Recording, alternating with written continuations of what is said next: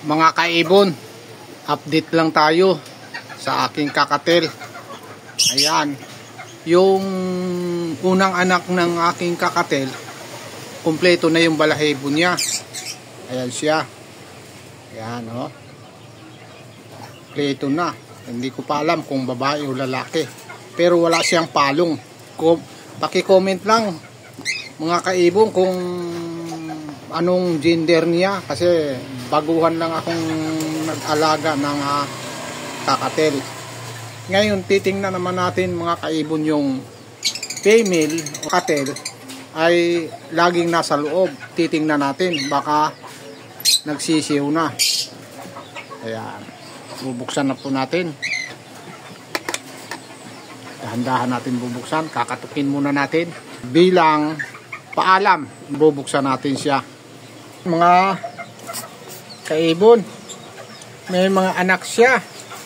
Yan, ilang piraso? Tatlong anak mga kaibon.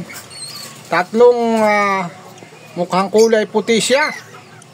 Ayan, success ang aking experiment sa pagpapakain sa kakatil ko.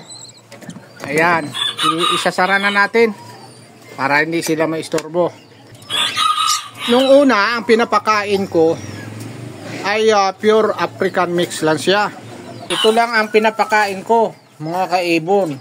Nung una, pure African mix. Kaso, kailang beses ng panganganak ng aking ibon ay Banfoot po ang kanyang nagiging anak, kaya namamatay. Kaya ang ginawa ko, hinahaluan ko ng Crumble.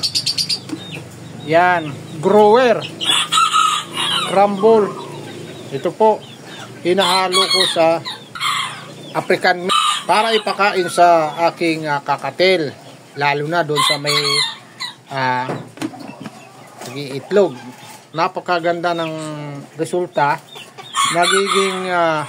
Nagiging fertile ang aking ibon.